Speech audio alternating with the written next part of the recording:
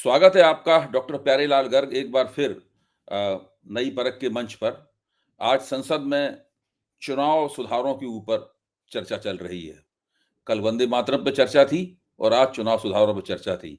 सरकार चुनाव सुधारों पे चर्चा करने के लिए इसलिए तैयार हुई, उसकी शर्त थी कि पहले जो विपक्ष है, वो वंदे मातरम पे चर्चा करने के लिए तैयार हो जाए क्योंकि मोदी जी उसमें अपनी बंगाल में राजनीतिक गोटी लाल करना चाहते थे। बहरहाल और चुनाव सुधारों पर भी चर्चा करने के लिए तब तैयार हुई है जब विपक्ष उस उनकी ये माँग सरकार की ये माँग मान गया, वरना विपक्ष चाहता था कि एसआईआर के ऊपर चर्चा हो। लेकिन सरकार कहती थी नहीं एसआईआर पे चर्चा नहीं करेंगे, चर्चा चुनाव सुधारों के ऊपर करेंगे। बहरहाल, जो चर्चा हो रही है उसमें ज़ाहिर है कि एसआईआर का मुद्दा, ईवीएम का मुद्दा, चुनाव सुधारों का मुद्दा, चुनाव आयोग के आचरण का मुद्दा, ये सारे के सारे मुद्दे आएँगे ही और इस वक़्त जो बहस हो रही है उसमें वो मुद्दे आ ही रहे हैं। अ, सबसे पहले एक सवाल जो मुख्य विपक्षी दल कांग्रेस की तरफ से बड़ी मजबूती से उठाया गया है और अ, उसे उठाने का काम मनीष तिवारी ने किया जो कांग्रेस के वरिष्ठ नेता और सांसद हैं पंजाब से। उन्होंने अपने भाषण में ये कहा कि मैंने बहुत दिन पहले सरकार से ये पूछा था कि जो इलेक्ट्रॉनिक वोटिंग मशीन है ईवीएम, इसका सोर्स कोड किसके पास है ज़रा ये बताइए। और सरकार ने आज तक इसके बारे में कुछ भी नहीं बताया। और ये सब तर्क देते हुए वो आखिरकार यहाँ तक पहुँचे कि अगर मोदी जी को यकीन है कि उन्हें चुनाव जीतने में कोई दिक्कत नहीं है और उन्हें पूरे वोट मिल जाएँगे चुनाव जीतने लायक, तो वो कागज़ के रुपए से कागज़ के मतपत्र से चुनाव क्यों नहीं करवाते? वो ईवीएम पे चुनाव कराने पे क्यों आमादा हैं? तो ये एक पुराना तर्क है, लेकिन इसको नए सिरे से नए संदर्भों में फिर से उठाया जा रहा है। आपकी क्या राय है इसके बारे में प्यारेलाल जी? देखिए दूबे साहब, जो मनीष तिवारी जी ने शुरू किया जी। कि कैसे-कैसे जो मत हैं, हुँ, उनकी गिनती में, उनके डलने में, उनकी सूचना जो मत पत्र हैं, हुँ, मत जो है सूची है, उसमें कैसे-कैसे बड़ी गड़बड़ी होती है। हुँ, चाहिए ये हुँ, कि हर मतदाता ये चाहता है कि हुँ, जहाँ मैंने मत डाला, वहीं पहुँचना चाहिए। हुँ, ये उसका निष्पक्ष है, पूरे हुँ, उसके में हुँ, पूरा हुँ, निष्कर्ष है। तो ये तो हर कोई चाहेगा। हुँ, हर व्यक्ति चाहेगा कि मैं धूप में उन्होंने बोला धूप में 4 घंटे खड़े होके वोट डालता है, मत डालता है तो ये कम से कम ये उम्मीद तो करता है ना कि जहाँ उसने डाला वहीं जाना चाहिए। ये अब जा नहीं रहा हुँ, क्योंकि इसमें उन्होंने ईवीएम के बारे में बात की कि पहली बात ये कि जो जिन देशों ने ईवीएम शुरू किया था, बड़े-बड़े हम बोलते हैं उनकी डेमोक्रेसी है, बड़ी डेमो उन्होंने तो बंद कर दिया। कोई हुँ, ना कोई गड़बड़ तो होगी। अब उन्होंने बोला कि सोर्स कोड माँगा है, आपने जो सवाल किया, प्रश्न हुँ, किया। हुँ, ये बहुत बड़ी बात है जो उन्होंने कही है। अभी शायद बहुत से लोगों को इसके बारे में वहाँ भी पूरा ध्यान से उन्होंने बात ना उसका विवेचन किया। डॉक्टर गर्ग ये भी बता दीजिए नई परख के दर्शकों को कि दरअसल सोर्स कोड और ईवीएम का संबंध क्या है और सोर्स कोड का महत्व क्या है उसके लिए? मैं जी। देखिए वही बात जो है कि जब चुनाव मशीन से होगा, तो मशीन तो अपने आप कोई वोट को भी नहीं करता। उसमें एक हार्डवेयर होता है, एक सॉफ्टवेयर होता है। हुँ, वो जो सॉफ्टवेयर है, वो डाला जाता है जब चुनाव निशान अलॉट हो गए, उसके बाद। अब वो डालते कौन हैं? डालते हैं उनके इंजीनियर जो दोनों कंपनियाँ बेचती हैं, बेल और ईसीआई, बेल इलेक्ट्रॉनिक और कॉर्पोरेशन ऑफ ईसीआई इंडिया। हाँ, जी, हाँ जी। जी, हुँ, इलेक्ट्रॉनिक कॉर्पोरेशन ऑफ इंडिया, हुँ, भारत इलेक्ट्रॉनिक लिमिटेड, वो तो हमारे यहाँ पंचकुला में ही है। हुँ, तो वो ये उनके इंजीनियर के पास इनकी अपनी बुकलेट में लिखा हुआ है ईवीएम में कि हुँ, वो जो है उसका जो पूरे का पूरा कोड है, सोर्स कोड क्या है कि हुँ, वो ये बताता है कि कौन सी वोट किसको जाएगी, प्रोग्रामिंग है ये। अच्छा। जैसे बाहर तो चिपकाए हुए हैं निशान, हुँ, तो उस निशान के बाद मैंने बटन दबा दिया कोई, हुँ, तो उसको मशीन को कैसे पता चलेगा अंदर कि ये बटन किसका दबाया है? हुँ, हुँ, वो कोड है, हुँ, वो कोड बताता है कि वहाँ जाना है। मैं क्यों जानता हूँ ये? हुँ, मैं रजिस्ट्रार रहा हूँ यूनिवर्सिटी का, हम हुँ, पेपर स्कैन करते थे पूरे। हुँ, हुँ, तो स्कैन में कोई एक-एक आंसर थोड़े पढ़ते थे। हुँ, एक आंसर की होती है, वो सोर्स कोड था उसका। वो हुँ, आंसर की डालते थे, तो रिज़ल्ट आ जाता था कि हुँ, इसके इतने हैं, इसके इतने हैं। तो इसलिए इसमें सबसे बड़ी बात हुँ। जी। जो है वो ये है कि अ, जो कोड उनके पास है, उन्होंने ही डाला है। वो हुँ, डाला कहाँ जाता है? एसएलयू में, हुँ, सिंबल लोडिंग यूनिट। हुँ, मैंने आपको बताया ना सिंबल में। हाँ, अब ये क्यों मैं कहता हूँ कि इनको मालूम नहीं है? हुँ, इसका बड़ा कारण ये है कि हुँ, ये जो लोग हैं, हुँ, जितने भी हमारे पास बात करते हैं, हम हुँ, यहाँ चंडीगढ़ में जो चुनाव अधिकारी है हुँ, ड्यूटी का, हुँ, उसके पास गए लोकसभा के चुनाव के पहले ही। हुँ, उनको हम 7-8 लोग थे, एक डेपुटेशन था, बड़े हुँ, अच्छे से मिले हमें। हमने हुँ, बोला देखिए ये कोड की प्रॉब्लम है। हुँ, जब ये सिंबल लोड करते हैं, हुँ, तब उसमें गड़बड़ कर देते हैं। हुँ, जो कोड माँग रहे हैं सोर्स कोड, एक हुँ, तो ये बात है, मैं बताऊँगा कि मिनिस्टर जी ने और क्या कहा है।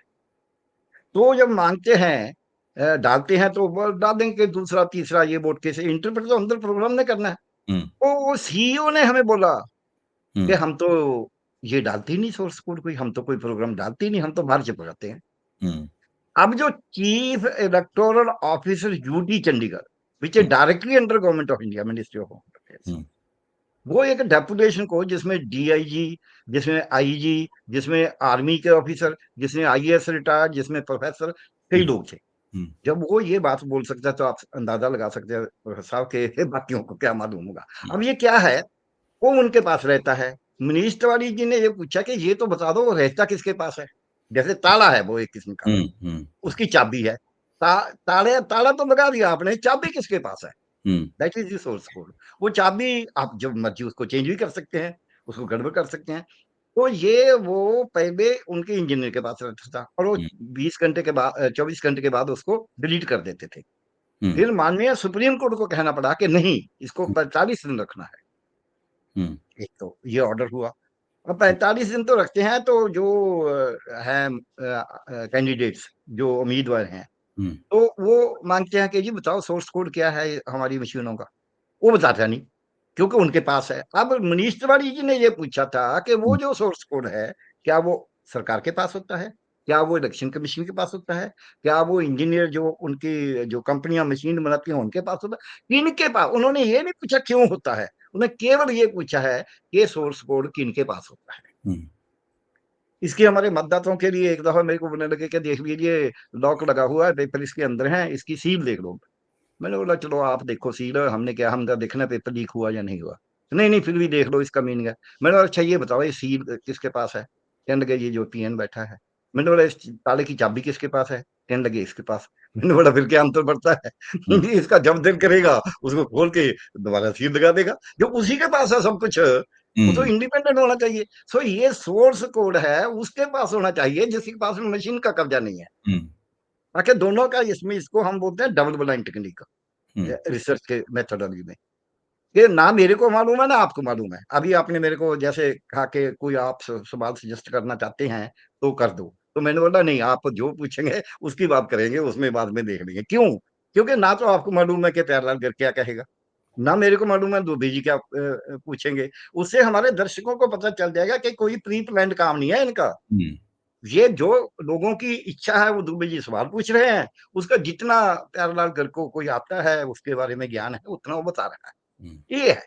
ये डबल ब्लाइंड टेक्निक जो है, ये हर रिसर्च मेथोडोलॉजी में, हर जहाँ हम चाहते हैं पारदर्शिता हो, गोपनीयता रहे, कोई जो काम करने वाला है उसको बदला ना कर पाए, चाहे वो कितने भी बड़े ऑफिस पे ना हो, पद पे हो, तब भी वो बदला ना कर पाए। अब वो बता नहीं रहे, जब नहीं बता रहे तो इसका मतलब है उनके मन में तो कोई कुछ और है। एक बात तो मनीष तिवारी जी ने ये केंद्र से की है कि मैंने चिट्ठी भी लिखी, आरटीआई में भी पूछा, मेरे को आज तक ना सरकार ने जवाब दिया, ना चुनाव आयोग ने दिया। आज तक भी नहीं दिया। ये बहुत बड़ी बात है। एक एमपी बोल रहे हैं और वो उस अपोजिशन पार्टी के हैं जिसके काफ़ी सारी सीटें हैं, 100 के करीब सीट है। तो इनको ये पूरे विपक्ष की वो पार्टियाँ इकट्ठी हुई हैं, तो इनको जवाब देना चाहिए था। अब हुँ, क्या कर रहे हैं? मैं संसद में देख रहा था, इतनी सख्ती तो नहीं कर रहे खैर, बार-बार बोलते ये चुनाव आयोग का नाम ना आए। जब हुँ, अखिलेश यादव जी बोल रहे थे, तब भी चुनाव वो बोले ये चुनाव आयोग का नाम तो आएगा ही आएगा इसमें। हुँ, ऐसे कैसे हो सकता है कि चुनाव कोई करवा रहा है, उसमें धांधली हो रही है, तो उसका नाम ही ना आए। तो इस रूप में ये सोर्स कोड ये है कि मशीन में जो बाहर सिंबल लगा है कि वही पढ़ा जाता है? जो वीवीपैट में पर्ची आपको नज़र आ गई, क्या वही अंदर से वो जो सोर्स कोड भेज रहा है? जैसे मैं आपको एक एग्ज़ाम्पल देता हूँ, मैंने बटन दबाया कमल का, तो मेरे सामने ऊपर शीशे में आ गया कमल की पर्ची। हुँ, वो पर्ची नीचे गिरेगी तब वो काला होगा, मेरे को मालूम नहीं कि उसमें वही पर्ची गिरी है, कोई और है, क्या है?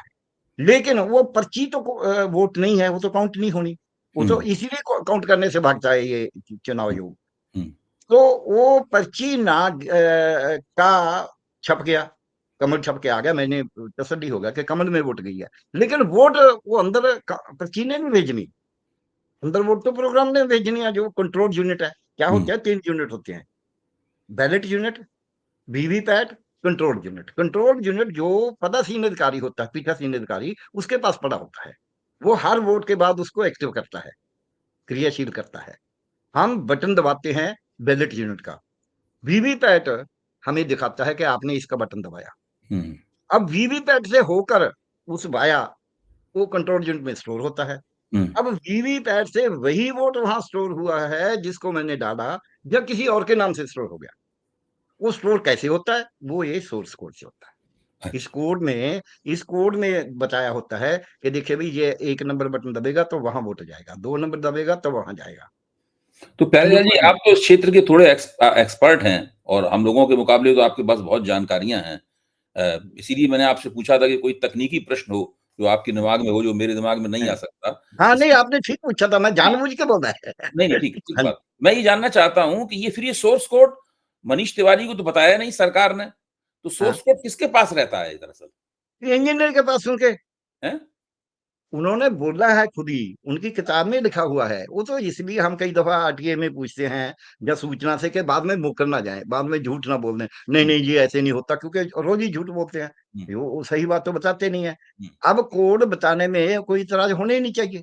हुँ, ये तो कोई गुप्त बात नहीं है। हुँ, वोटिंग डल गया, बाद में उसने, क्योंकि सोर्स कोड के कारण ही तो ये झगड़ा चल रहा है। मैं आपको एक एग्ज़ाम्पल देता हूँ, क्यों नहीं देते ये सोर्स कोड। रहता तो वो इंजीनियर, अब एक सोचिए आप दुबे जी, पहले तो प्रोग्राम बनाना ही उन्होंने है। हुँ, इंजीनियर बना रहे हैं ना, मेरा वोट सचमुच में कमल को, हाथ को, हाथी को, कहाँ को जाएगा, हुँ, जिसका फैसला जो है वो दोनों कंपनियों के इंजीनियर करेंगे। हुँ, क्योंकि उन्होंने बनाना है, बताना है ना, जो मैंने दबाया उसी को जा रहा है या नहीं जा रहा। हुँ, हुँ। उनके पास उसका फ़ॉर्मूला है, मतलब जिस बेल और फ़ॉर्मूला ईसीआई को के इंजीनियर करेंगे कि सोर्स हाँ, कोड किस तरह काम करेगा। हाँ। हुँ, नहीं, बनाते वो हैं, वो कोड बनाते है ही उनका। हाँ, हाँ। इसको बोलते हैं प्रोग्रामिंग। मैं आपको एक हाँ, उदाहरण दे देता हूँ इसकी। हुँ, हमारे यहाँ पंजाब यूनिवर्सिटी से हमने एक दफ़ा पेपर करवाया, तो उनका प्रोग्रामर, जैसे इनके इंजीनियर हैं, हुँ, वो कहने लगा जी आंसर की दे दो। हुँ, मैंने बोला आंसर की क्या करनी है तूने? हुँ, कहने लगा जी मैं प्रोग्राम बनाना है, हुँ, क्योंकि स्कैन होते हैं ना पेपर, जैसे ही वोट वोट भी तो स्कैन होके जाता है ना। हुँ, मैंने बोला प्रोग्राम बनाना है तो वो आंसर की क्या चाहिए? तू तो आंसर डाल देगा आंसर की देख के फलां-फलां रोल नंबर के सारे ठीक पढ़ लो। हुँ, प्रोग्राम तो तेने बनाना है ना। हुँ, तो वो उनके ठीक पढ़ लो, उनका रिज़ल्ट ऊपर आ जाएगा, क्योंकि तो फिर तो मैकेनिकली आना है ना रिज़ल्ट तो। प्रोग्राम तेरे हाथ में है। तो फिर मेरे को उनका प्रोफ़ेसर आया कि जी आपने इसको मैंने कहा क्या नाराज़ कर दिया? बुलाओ, आ जाओ। हाँ, मैं कहा क्या चाहिए तेरे को? हुँ, कहने लगा जी आंसर की। मैं क्यों चाहिए? वो जी हुँ, मैंने रोटेशन दिया आंसर की, उसमें ना 5 पेपर होते हैं। रोटेशन होती है कि पहला सवाल जो दूसरे में 40वां होगा कि तब। हुँ, मैंने बोला फिर रोटेशन माँग ना, आंसर की ना माँग। हुँ, जब उसके पास आंसर की होगी, जो प्रोग्राम बना रहा है, उसके पास आंसर की होगी, तो वो अपनी मर्ज़ी का बना देगा। हुँ, जिसके पास आंसर की है, अगर वो प्रोग्राम बना रहा है खुद, मैं रजिस्टर हूँ, मेरे पास आंसर की भी है, मैं ही उसका प्रोग्राम बना रहा हूँ। अगर मैं बेईमान हूँ, तो मैं कुछ भी कर दूँगा। हुँ, इसी तरह जो प्रोग्रामर है, वो बेईमान हो जाए। हुँ, अब अगर आंसर की मेरे पास है, प्रोग्राम कोई और बना रहा है जो मेरे कंट्रोल में नहीं है, हुँ, तो फिर दोनों का हुँ, हेरा-फेरी हुँ, का चांस कम हो जाता है। कम हो जाता मिल जाए तो दूसरी बात है। तो है। हुँ, वो जानबूझ के, अब दूसरी बात मैं बताता हूँ, इसका सबूत एक क्या है। हुँ, क्यों उस मनीष तिवारी जी ने कहा, उन्होंने बड़े लॉजिक से बात की आज। मैं तो हुँ, हैरान था। हाँ, दूसरा उन्होंने बोला, जैसे उसके बाद आता हूँ मैं, हुँ, ये सोर्स कोड जब ये नहीं बताते, ये अपनी मर्ज़ी से, अब ये हरियाणा में हुआ। हरियाणा में करीब पौने 5 लाख रुपया उन्होंने भर दिया 10 मशीनों के लिए, क्योंकि हुँ, 47,000 के कुछ रुपया इन्होंने बनाया हुआ है, हुँ, एक ईवीएम का। हुँ, तो उन्होंने पैसे भर दिए। अब और जो एक ईवीएम की जाँच कराने के लिए कितने रुपए जमा करने पड़ते हैं? 47,000 ₹47,000 अच्छा। यस, हुँ, 47,000 का मतलब 1 वोट का कितना पैसा हो गया? 900 600-700 वोट होती है एक ईवीएम में ज़्यादा एक से ज़्यादा ईवीएम में। जब हाँ, डलती है, हाँ। तो ₹80 हो गए के वोट के। हाँ, अंदाज़ा लगाना। हाँ, तो हाँ। उससे इतने पैसे भर दिए। हुँ, उसके बाद वो जब चेक करने की बात आई, हुँ, पैसे क्या भरे कि जी जो वीवीपैट में पर्चियाँ हैं, उसका मिलान करना है, मशीन में पर्चियाँ हुँ, वही हैं, हुँ, मशीन में वही आंसर गया। हुँ, तो कहने लगे नहीं वो मिलान नहीं हम करेंगे, हुँ, हम तो वो पहला जो प्रोग्राम है उसको डिलीट करेंगे, हुँ, जो मैंने आपको बताया ना सोर्स कोड वाला। हुँ, अब नई पर्चियाँ डालेंगे, फिर दिखाएँगे कि दोनों ठीक है। हुँ, भई उसने मशीन को चेक करने का नहीं माँगा, उसने हुँ, माँगा जो वो डली थी वही मशीन में गई है या दूसरी गई है। हुँ, हुँ, यही एक सोर्स कोड की बात की हुँ, थी अपने मनीष तिवारी जी की। अब मनीष तिवारी जी ने दूसरी बात क्या बोली, हुँ, उन्होंने बोला ये नहीं बताते कहाँ है, हुँ, फिर ये है क्योंकि वो मशीन है। हुँ, एवरीबॉडी नोज़ कि मशीन को तो कोई भी चला सकता है, मशीन में तो टेम्परिंग बहुत आसान से हो जाती है। हुँ, मैं नहीं बोलता कि टेम्परिंग है, हुँ, लेकिन लोग तो बोलेंगे मशीन को टेम्पर तो किया ही जा सकता है। हुँ, ये तो साइंटिफिक ट्रुथ है, हुँ, विज्ञान का सच है कि हुँ, मशीन को टेम्पर किया जा सकता है। तो अब आप उसको 2 ही उसके आंसर उन्होंने दिया और बहुत अच्छे आंसर दिए। या तो पूरे वीवीपैट गिनो, हुँ, हर एक मशीन का 4 दिन लग जाएँगे रिज़ल्ट में। हुँ, वीवीपैट साथ में गिनो, मशीन से करवा लो वोटिंग, हुँ, वीवीपैट गिनो और उधर मशीन से गिनो, दोनों को अपने आप ही पता चल जाएगा कहाँ-कहाँ गड़बड़ है। हुँ, नहीं तो फिर आप पर्ची से चुनाव कराओ। हुँ, अब वो ना तो वीवीपैट वो तो 5% मशीनों की वीवीपैट गिनने को तैयार नहीं है चुनाव आयोग। हुँ, अब मेरा सवाल इस पे जो ये बोलते हैं हम चुनाव सुधार कर रहे हैं, मैं बाद में उसके भी बात करूँगा। हुँ, क्या चुनाव सुधार है या चुनाव लूट के लिए कोई तरीका तंत्र बनाने की कोशिश होगी जो रूलिंग डिस्पेंसेशन है, हुँ, जो सत्तासीन है। अब अगर उन्होंने कुछ नहीं किया, कोई हेरा-फेरी नहीं की, उनको क्या एतराज़ है कि जी ये पड़ा है सोर्स कोड आप देख लो, आप अपने इंजीनियर बुला लो, हुँ, हमारे सामने कर लो जो करना है। क्यों मैं बोलता हूँ? हम बोल देते हैं कि ये पेपर पड़ा है आपका आप देख लो, अगर कोई गलती है हमें बता दो। हमें क्या एतराज़ है? वो बोलता है जी मेरे पेपर में तो आपने सेकंड मैंने गड़बड़ कर दी। आपने मेरे आंसर ज़्यादा थे ठीक, आपने गलत लगा दिए। तो हुँ, मैं उसको पेपर पकड़ा दूँ ना कि ये पड़ा है पेपर आप एमसीक्यू से आप देख लो, हमारा ये प्रोग्राम पड़ा है देख लो आप।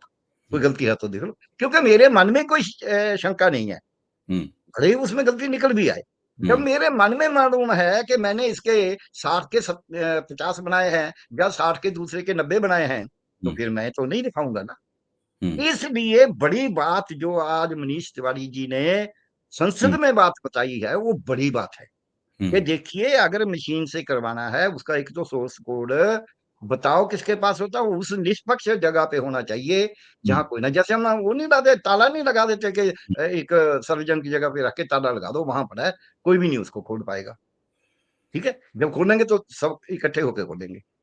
दूसरा ये कि आप नहीं तो वीवीपैट पूरे गिन दो, इधर हुँ, वीवीपैट तो इंसान दे हालाँकि उसमें बहुत बड़ी ये रहता है, हुँ, कैसे? मैंने बटन दबा दिया, मैंने बटन दबा के मैं आ गया। तो उसने दूसरी एक्टिव कर देना साथ में। वो पर्ची पता ही नहीं चलेगा कौन-सी आई थी, कौन-सी नहीं आई थी, मेरे को कुछ नहीं पता हुँ, चलेगा। हुँ, पर्ची प्रिंटिंग में भी गड़बड़ हो जाती है। हुँ, सो इसलिए जो 10-12 सेकंड का टाइम है, नॉर्मल जो मतदाता है वो इतना टाइम लगाता नहीं है। बटन दबाता है, आ जाता है। बस वो ज़रा-सा नज़र मारता है, आ जाता है। कई तो नज़र भी नहीं मारते। कितने लोग हैं जो नज़र नहीं मारते, हम खुद नहीं मारते कई दफ़ा। सो इसलिए हमको क्या है कि ना तो हमें मतदाता की ज़िम्मेवारी लगानी है कि आप देखो आपकी वोट उसी को डर रही है। क्यों मतदाता देखे? मतदाता को आपने ऐसा सिस्टम देना है कि उसको भरोसा हो कि जहाँ मैंने बटन दबाया वोट वहीं गई है। हुँ, उसको देखने की क्या ज़रूरत है? उसको देखने की ज़रूरत तब है क्योंकि उसको विश्वास नहीं है। आपको भी मालूम है कि आप हेरा-फेरी करते हैं, उसको झूठा विश्वास दिलाना चाहते हैं। अगर सच्चा विश्वास दिलाया होगा तो नहीं झगड़ा होगा, एक तो बात ये आज इसमें हुई है। दूसरी बात जो वहाँ बहुत उस रूप में हुई है, वो ये है कि चुनाव आयोग की जो नियुक्ति है।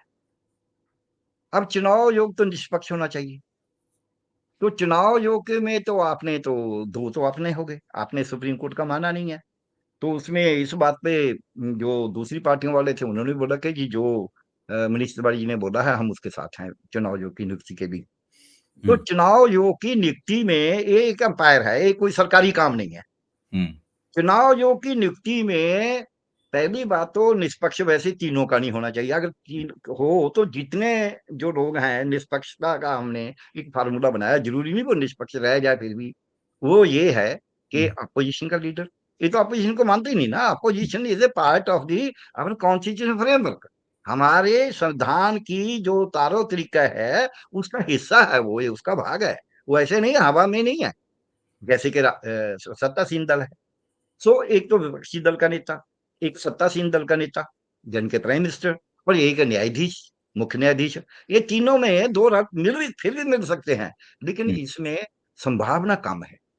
वो संभावना भी नहीं रहना देना चाहते, इसलिए दो बना दिए, कानूनी अपनी मर्जी का बना लिया।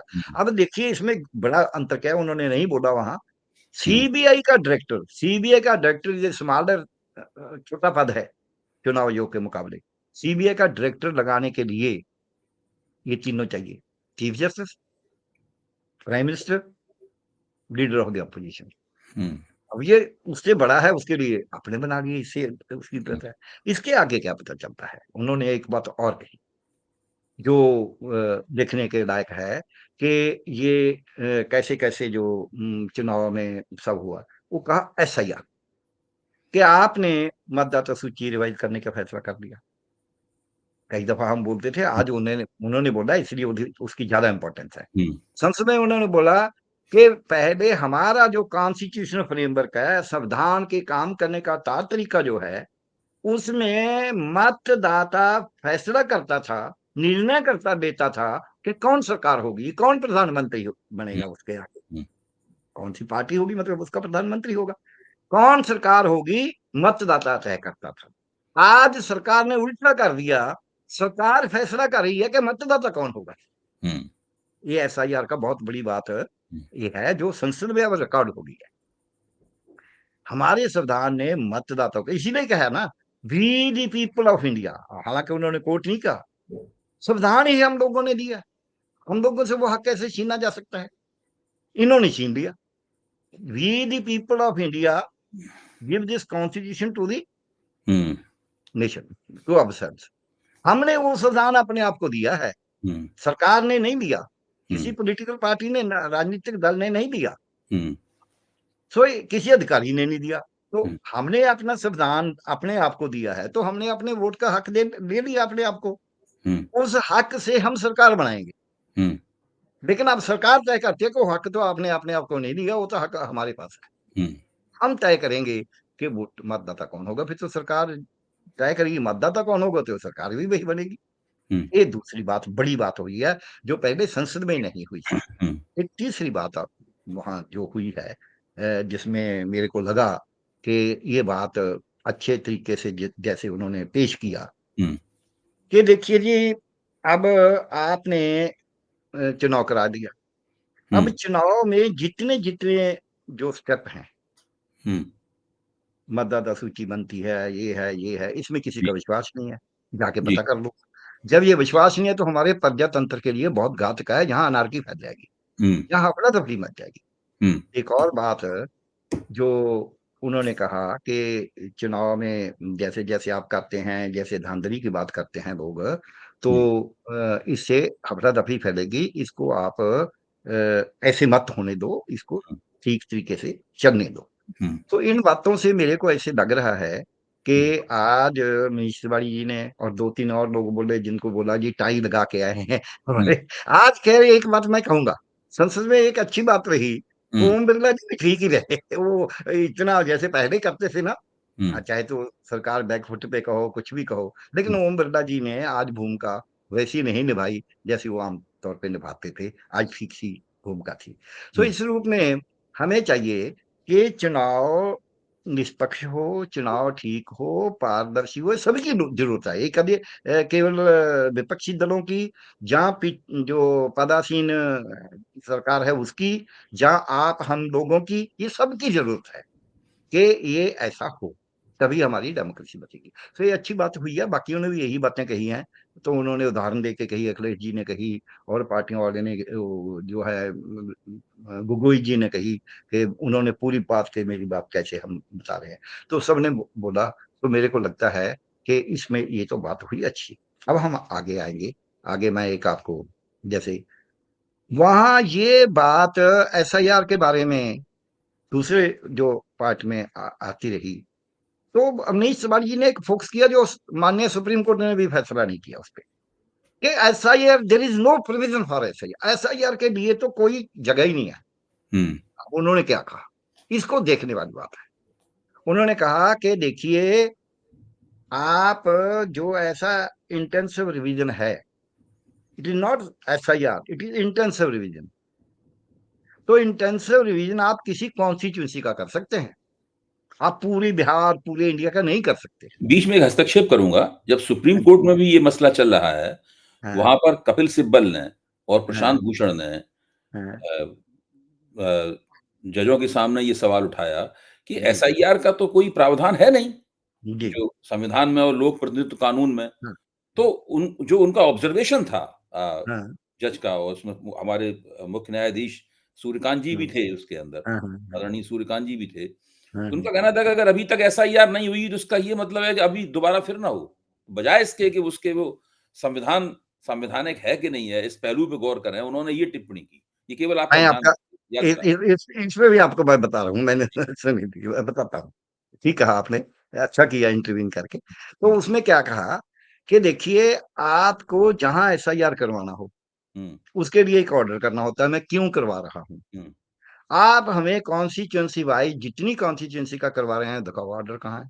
हुँ, हर एक में एक रीजन, जिसको हम बोलते हैं स्पीकिंग ऑर्डर, हुँ, मुख्य बोलते हुँ, हुक्म। हुँ, वही करना होता है कि मतदाता सूची में जितनी पॉपुलेशन है, ऐसे ग्रुप भी उससे ज्यादा है या कम वोटर हैं, जहाँ कहीं किसी एज ग्रुप के ज्यादा हैं, कहीं सेक्स जेंडर के ज्यादा हैं, कहीं किसी के डिस्ट्रिक्ट के ज्यादा हैं। इसीलिए उसका है कि आप पार्ट्स में ही करेंगे, पूरा नहीं करना, हुँ, क्योंकि सारी मतदाता सूची तो ऐसे नहीं है, ये इसलिए है। अब हम, जो सूर्यकांत जी ने बोला, हुँ, उन्होंने बोला कि हमें दिखाओ कहाँ है।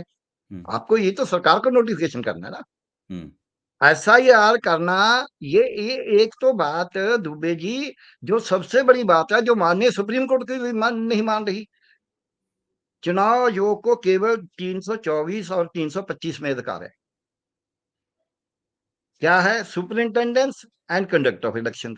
हुँ, 325 में कहा है, the preparation of electoral rolls will not be discriminated on the basis of caste, creed, religion, language, etc. ये दो काम है उन्हें, डिस्क्रिमिनेशन नहीं करना। उसको कहा है कि वो सिटीजन है या नहीं है। अब 326 का वो सहारा ले रहा है। हुँ, 326 में लिखा है कि हम अडल्ट को फ्रेंचाइज दे रहे हैं। हुँ, उसका हेडिंग ये है आर्टिकल का। बीच में लिखा है कि एक नागरिक होगा। अब नागरिक कौन है, वो तय तो करेगी होम मिनिस्ट्री। इसका भी नहीं, वो सुप्रीम कोर्ट जवाब ही नहीं दे रही। दूसरे का काम दूसरा करेगा, कब कोई फाइनेंस मिनिस्ट्री का भी करेंगे। हुँ, ऐसे तो मनीष तिवारी जी ने ये क्वेश्चन भी रेज किया कि कितना पैसा वेस्ट कर दिया, हुँ, उसका कोई जवाब देगा कि कितना पैसा खर्च हुआ है। ये हुँ, पब्लिक मनी है ना, हुँ, अपने आप का खर्च है। सो ये माननीय सुप्रीम कोर्ट ने जो कहा कि नहीं, इसका मतलब ये है। अब मैं इस पे 5-6 बातें जो वहाँ शायद, क्योंकि उन्होंने बोला हमने वो वैसे हुँ, वहाँ शायद लिमिटेशन लगाई हुई थी। हुँ, अब माननीय सुप्रीम कोर्ट का क्या काम है? 2 काम उन्होंने देखने हैं। हम 1 मिनट के लिए ये मान लेते हैं उनके से कि ऐसा करने का अधिकार है या हुँ, करनी चाहिए। हुँ, नहीं भी अधिकार है, करनी चाहिए, हम मान लेते हैं। और सुप्रीम कोर्ट बोलता है करो, ठीक है। तो एसआईआर करने का उद्देश्य तो बताना होगा, जैसा मनीष तिवारी जी ने बोला। हुँ, तो उद्देश्य उन्होंने क्या बताया? गणेश कुमार जी ने ये उद्देश्य बताया 24 को। पहले बात, ये सडनली नहीं हो सकता। 23 को यहाँ चंडीगढ़ में हुँ, मैं आपको पेश कर सकता हूँ। चंडीगढ़ में गणेश कुमार ने वर्कशॉप की है बीएलओ की, हुँ, 23 जून को। उसमें कहीं एक शब्द भी नहीं है एसआईआर का, 23 जून को। और वो कह रहा है हमने peoples representation act 1950, 51, electors registration rules 1960, conduct of election rules 1961 इसलिए करना है कि पारदर्शिता रहे। अब हमारी ड्यूटी है कि हम काम करें। ये 23 जून को बोला है। और उससे पहले 1 मई को बोलता है new initiatives of ESI Ganesh Kumar, CEC Ganesh Kumar. हुँ, हुँ, उसमें बोलता है कि अब हम जो मतदाता का बर्थ सर्टिफिकेट है या एडमिशन सर्टिफिकेट है, वो हम खुद ऑनलाइन चेक करेंगे, हुँ, विभाग से लेकर, कंसर्न संबंधित विभाग से लेकर। अब 2 बातें उसने बोली ना कि एक तो उनकी ड्यूटी है, और गांधी जी उसमें एक्ट में भी उन्हीं की ड्यूटी है, ये दोनों से भाग गया वो। इसको बोलते हैं स्टॉपर, लॉ ऑफ स्टॉपर। वो ऐसे भाग नहीं सकता। 24 को उसको वन फाइन मॉर्निंग कैसे पता चला कि अब मैंने एसआईआर करना है? 23 तक उसको कोई मालूम नहीं है। 23 को बीएलओ को ट्रेनिंग दे रहा है। इट इज ऑन रिकॉर्ड, और उन्होंने आप अपना उसमें प्रेस रिलीज जारी किया हुआ है। ये बात जो मैंने बोली है, जो गणेश कुमार ने वहां बोला, ये प्रेस रिलीज में लिखा हुआ है। 23/6/2025 की प्रेस रिलीज है इलेक्शन कमीशन की, उसके वेबसाइट पे पड़ी है। आप उतार लेना, देख लेना बाद में। दूसरा दूसरा ये है कि उसने बोला जी हम तो इस करेंगे, प्रेस उसने रिलीज में क्या एसआईआर का कोई जिक्र नहीं है।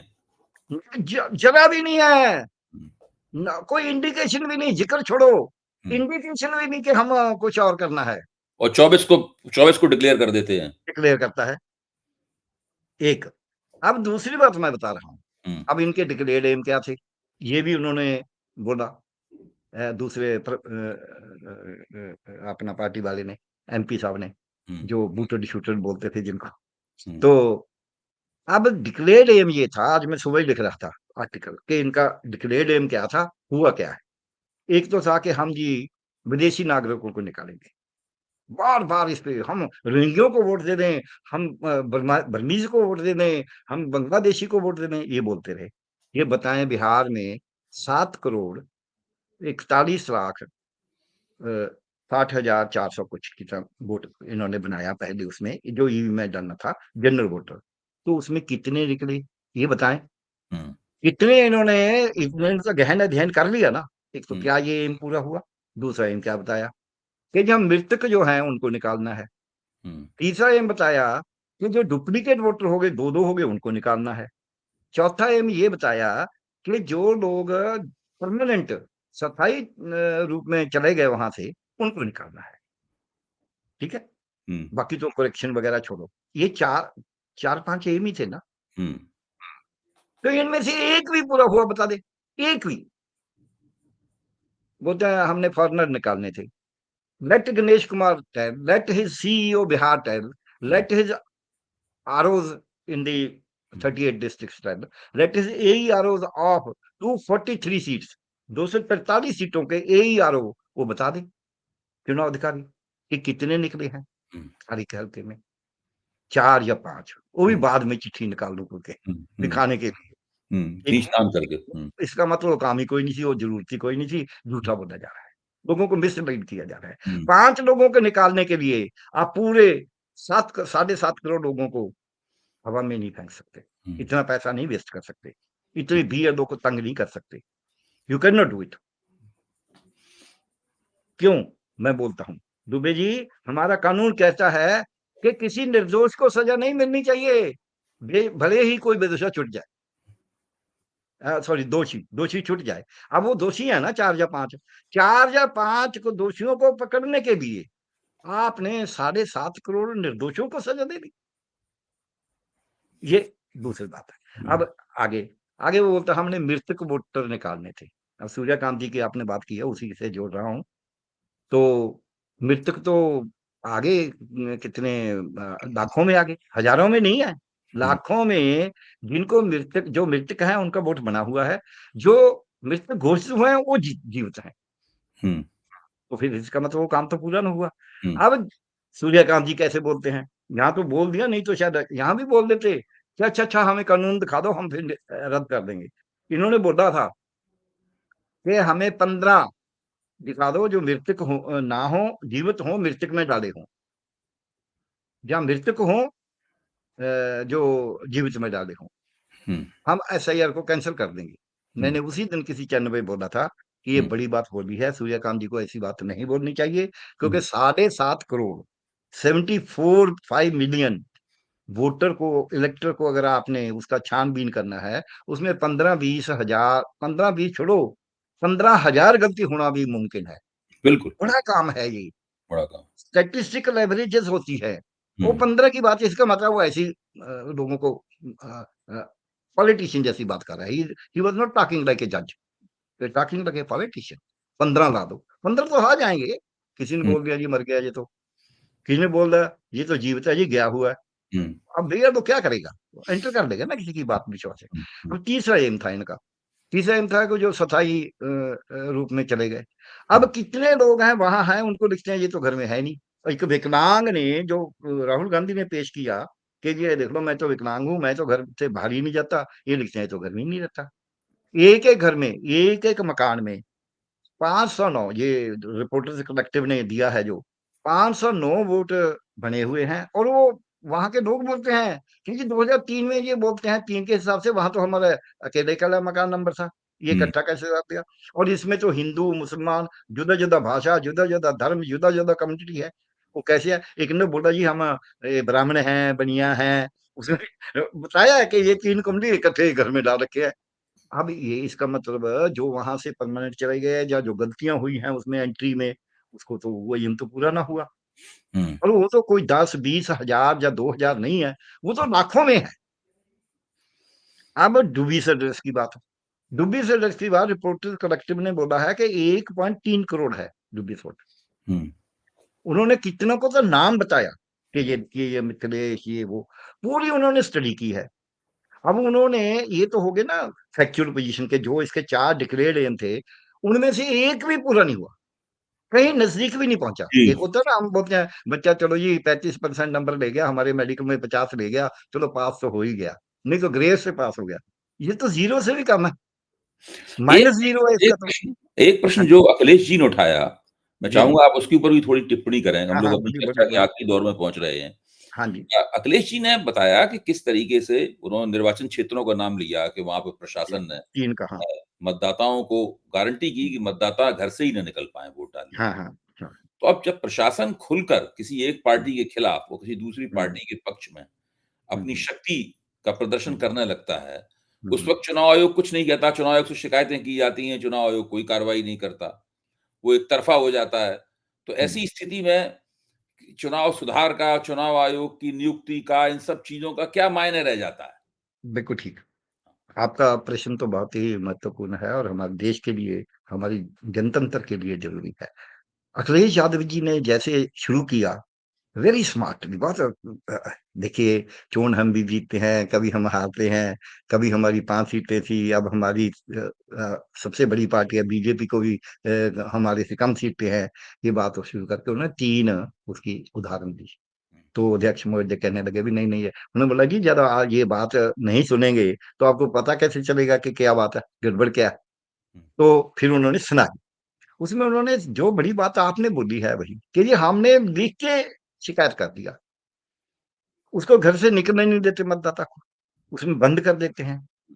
तो आप बताइए कि क्या किया है, कहाँ से मशीनरी है, कौन करेगा चुनाव, जो क्यों नहीं करता, ये वो कोई संज्ञान नहीं लेता। एक और ने बोला कि जी 1 साल के लिए कोई पैसा का कोई स्कीम पैसे की नहीं होनी चाहिए। ऐसे तो बहुत सी बातें आई हैं, हुँ, लेकिन ये बात अब बड़ी ज्यादा है, पैसे वाली बात बाद में आती है। 1 साल बैन करना चाहिए नहीं चाहिए, बड़ा उसका चर्चा का मुद्दा है, हुँ, कितना बैन करना चाहिए। लेकिन एक तो बैन है ही है ना, जब कोर्ट लग गया तब तो बैन है ही है।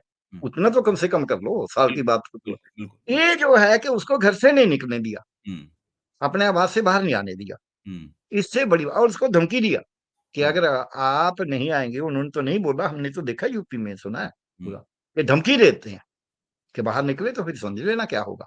तो उस रूप में ये बड़ी बात है। और इसका जो आप बोलते हैं सोल्यूशन क्या है, सोल्यूशन 2 ही रहते हैं। हुँ, या तो सरकार करे, सरकार तो कर नहीं रही, क्योंकि चुनाव आयोग भले ही चुनाव आयोग की ड्यूटी है, मशीनरी तो सरकार की रहती है ना।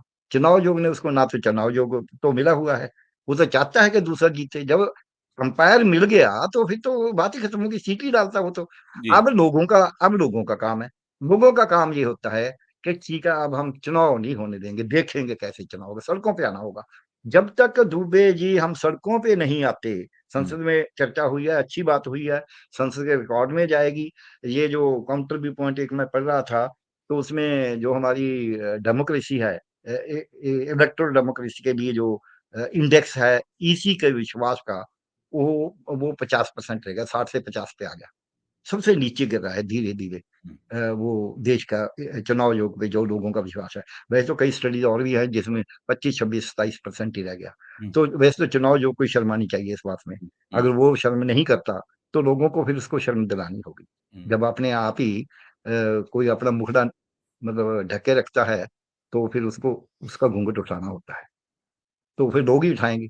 तो इसलिए अब चुनाव जो को सेट करने के लिए इन जो विपक्षी दल है, इन्होंने कुछ तो किया है, 2 काम इन्होंने किया है।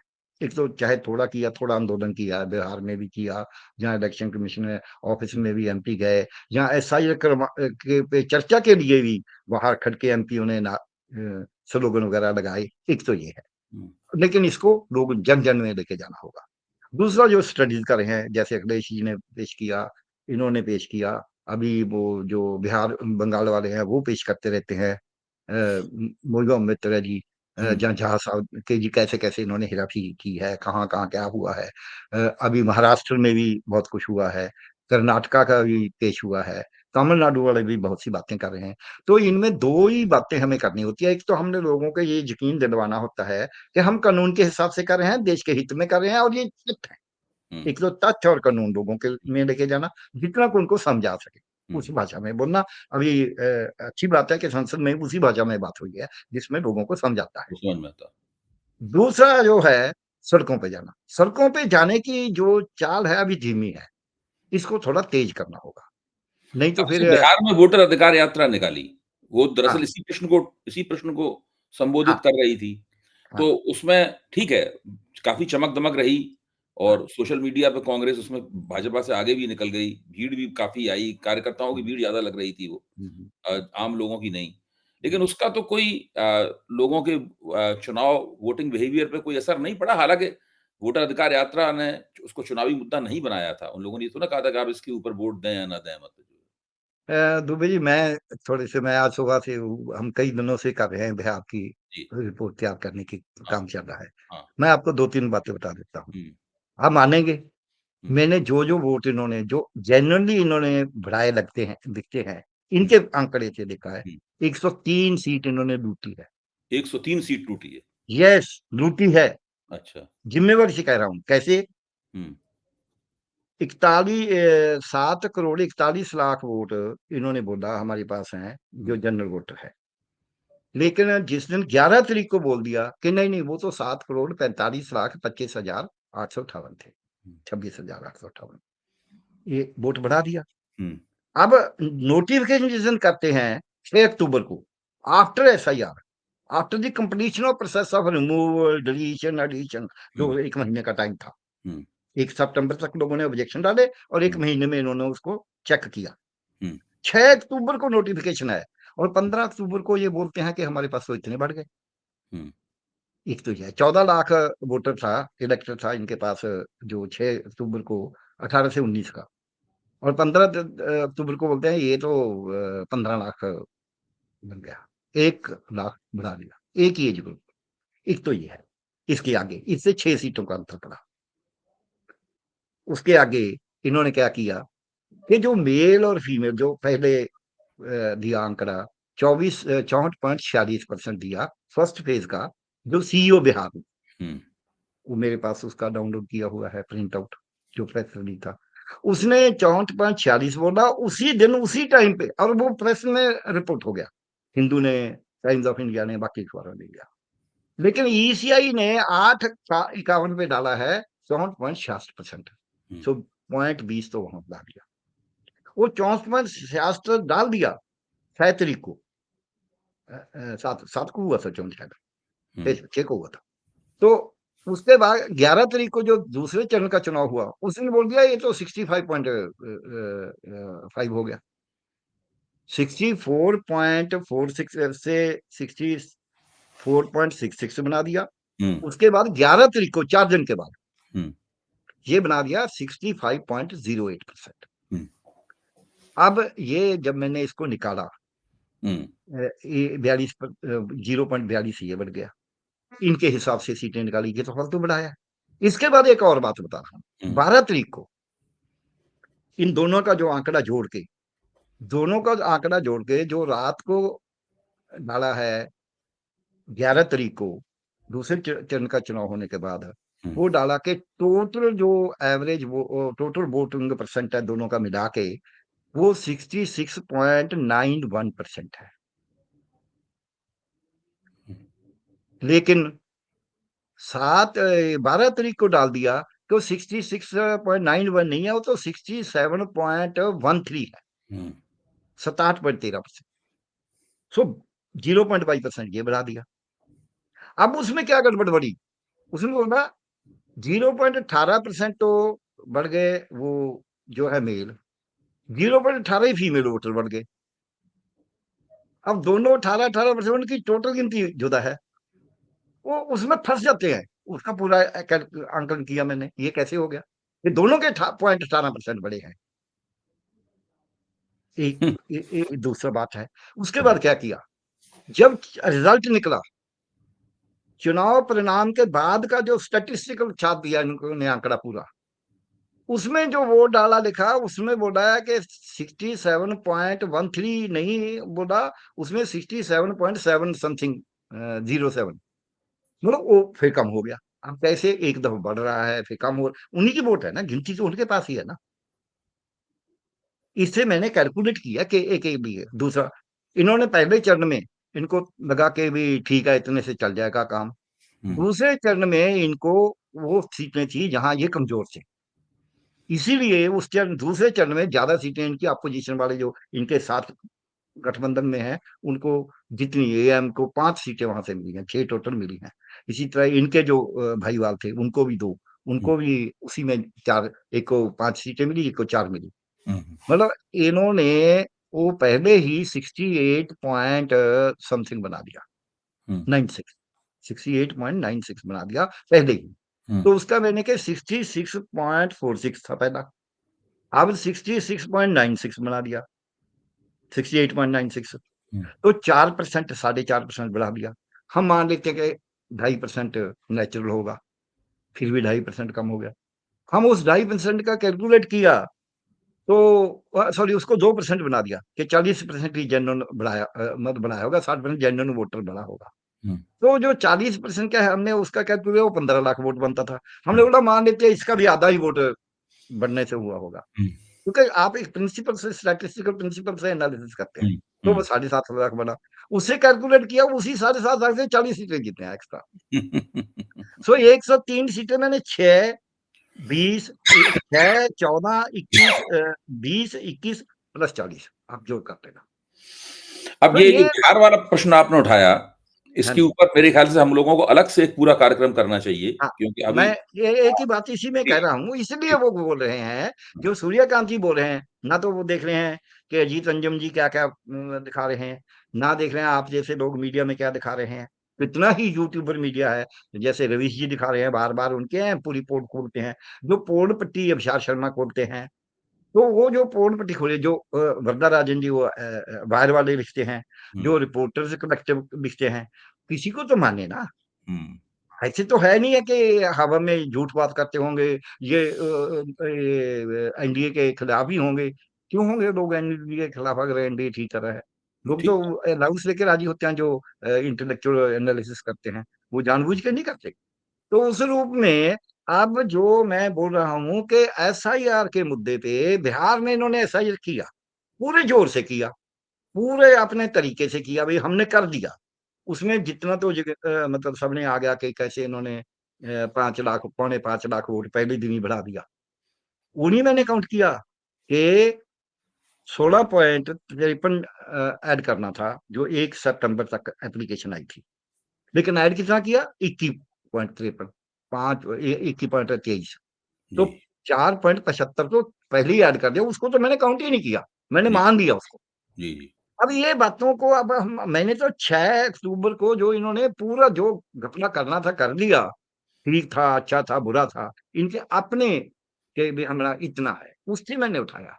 जी। मैंने पहला माना ही नहीं, हालाँकि पहला भी मेरे पास है। हुँ, और एक दूसरी बात बताता हूँ, कितनी 128 सीटें ऐसी हैं, जहाँ वोट जो मार्जिन है, वो बहुत ही कम है। हुँ, एक में तो 27 का मार्जिन है, एक में 30 का है, वो बीएसपी जीती है खैर।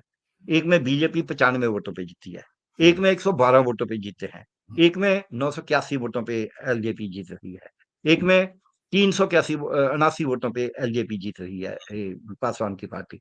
तो आप सोचिए, 300-200 इतनी वोटों से जीत रहे हैं। एक और घपला, जो पोस्टल बैलेट है, पोस्टल बेल्ट में 120 सीटें हैं, जिन पे जो पार्टी पोस्टल बेल्ट में जीती है, वो ईवीएम में हारी है। उनमें 110 सीटें ऐसी हैं, करीब 110 के करीब हैं, जो एनडीए की हैं, जिसमें पोस्टल बेल्ट में वो हारे हैं, तो उसमें जीते हैं। बस जीत गए। जी। सो तो ए ये एक बहुत एक महत्वपूर्ण है। एक एक और बात मैं कहता हूँ, जी, क्यों क्यों ये एफआईआर क्यों गड़बड़ है? एसआईआर की गड़बड़ की बात कर रहा हूँ, और नहीं है।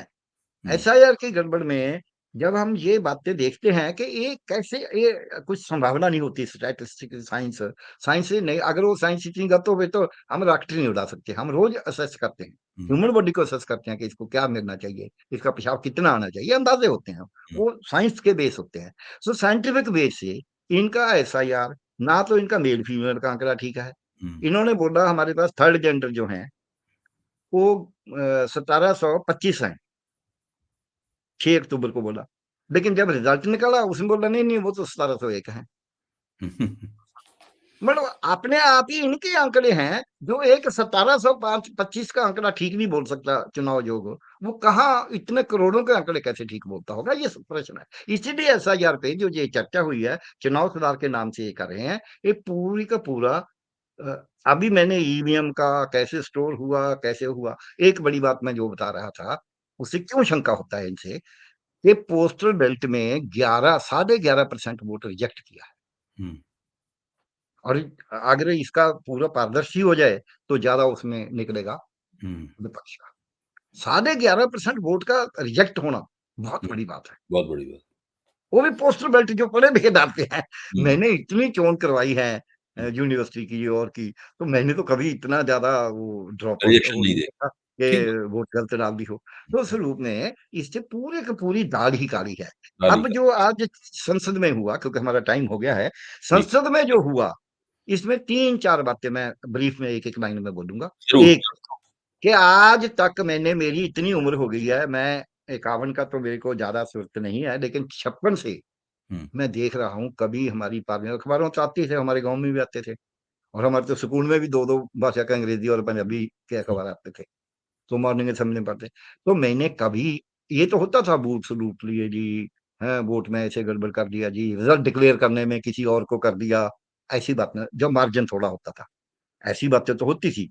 तो गुंडागर्दी से किसी को वोट डालने, किसी को पैसे दे दिए, शराब बाँट दिया, ये बातें तो आती थी। लेकिन पार्लियामेंट में, संसद में बड़ी पूरी चर्चा कभी नहीं हुई, ऐसे कि वोट चोरी हो रही है। अब वोट चोरी की बात आई है ना, एक तो ये रिकॉर्ड में आ गई, ये अच्छी बात है। हुँ, कम से कम जो आने वाली पीढ़ी होगी उसको तो पता चलेगा ना, जनरेशन को, कि क्या हुआ था। दूसरा इसमें जो अपोज़िशन ने, और मैं तो कहूँगा अभी ओम बिरला जी ने भी, मैंने दूसरा उनका तो बोलते नहीं सुना, एनडीए वालों का तो, वो तो ख़ैर उसी के पक्ष में बोलेंगे। लेकिन जो चेयर का और अपोज़िशन का बोलने का तौर-तरीका था, वो बड़ा ही विनम्र, बड़ा ही आंकड़ों के सहित, हुँ, बड़ा ही तथ्यों के सहित, हुँ, हाँ, वो मेरे को अच्छा लगा, हुँ, लोगों की भाषा में था। जी, ये एक हमें अच्छा लगा कि संसद में वो लोग बोल रहे हैं जिनको ज्ञान भी है। हुँ, बोला उसने कि अनपढ़ हैं। तो हुँ, बोला अनपढ़ का मतलब ये नहीं है कि ये निरक्षर हैं, हुँ, अनपढ़ का मतलब इनको ज्ञान नहीं है किसी कानून का, हुँ, काम का। सो उस रूप में बहुत ही अच्छा रहा माहौल। ये रिकॉर्ड हो गया, और हुँ, ये भी रिकॉर्ड हो गया कि ईवीएम पे हवा में रौला नहीं है, पॉलिटिकल पार्टियां भी नहीं। पहले अडवाणी जी मैंने तो लिखा था ना, बिल्कुल। अडवाणी सबसे पहले तो अडवाणी जी ने उठाया था। सो इस रूप में आज जो चर्चा हुई है, हालाँकि इससे निकलना कुछ नहीं है। हुँ, इस सुधार के नाम से ना कुछ और नई बात कर देंगे। हुँ, हमें जो इसको उल्टा गेड़ा देना है, इन्होंने उल्टा दिया है। वो गेड़ा ये देना है कि अब दिनेश कुमार जी ने बोल दिया ना कि डुप्लीकेट वोटर की ज़िम्मेवारी वोटर की होगी, हमारी नहीं होगी। सुप्रीम कोर्ट ने मान्य में डाल दिया। हुँ, दूसरों ने बोला हमारा सॉफ्टवेयर तो काम ही नहीं करता, हुँ, डुप्लीकेट वोट। आप 98 करोड़ वोटों में कैसे कौन देखेगा? मैन्युअली कैसे चेक होगा? हुँ, जब मैं 2 वोटें खुद बना रहा हूँ, मैं तो बोल दूँगा, लोग तो एफिडेविट जुटा दे देते हैं। सो जो इनका टेक्नोलॉजी के बगैर ये चेक हो ही नहीं सकता। दिनेश कुमार टेक्नोलॉजी पे पैसे खर्च कर रहा है, लेकिन उसको यूज़ नहीं कर रहा। अगर यूज़ कर रहा है तो उसको अपनी जेब में डाल के रखता है, दूसरे को नहीं देता। वो टेक्नोलॉजी लोगों के सामने होनी चाहिए, सोर्स कोड सबको मालूम होना चाहिए, ट्रांसपेरेंसी होनी चाहिए, अकाउंटेबिलिटी होनी चाहिए। उसके लिए अभी और एक चर्चा की ज़रूरत होगी। हुँ, असेंबली में, इसमें अपना पार्लियामेंट में, संसद में। हुँ, और अभी बिहार से थोड़ी हुँ। बड़ी, जैसे आपने बोला ना उनके कार्यकर्ता थे, और कार्यकर्ता से आगे लोगों को, जनता को भी उनके साथ आना होगा, तभी हम इस प्रजातंत्र को बचा पाएँगे। बहुत-बहुत धन्यवाद, बहुत-बहुत धन्यवाद। आपने सभी विषयों पर बहुत विस्तार से और गहराई से विश्लेषण किया। अभी ये तो अब चर्चा की शुरुआत हुई है सदन के पटल पर, और सदन के भीतर और ये बाहर बहुत दूर तलक ये चर्चा जाएगी, और ख़ास तौर से बिहार के चुनाव के नतीजों को लेके आप लोग जो काम कर रहे हैं, मैं आपसे अनुरोध करूँगा कि एक बार फिर हम लोग केवल उसी विषय के ऊपर चर्चा करें। और आपने जो आपने आंकड़ागत विश्लेषण किया है, हम लोग उसके ऊपर गौर करेंगे और नई परख के दर्शकों के सामने रखेंगे। बहुत-बहुत धन्यवाद प्यारेलाल जी। धन्यवाद।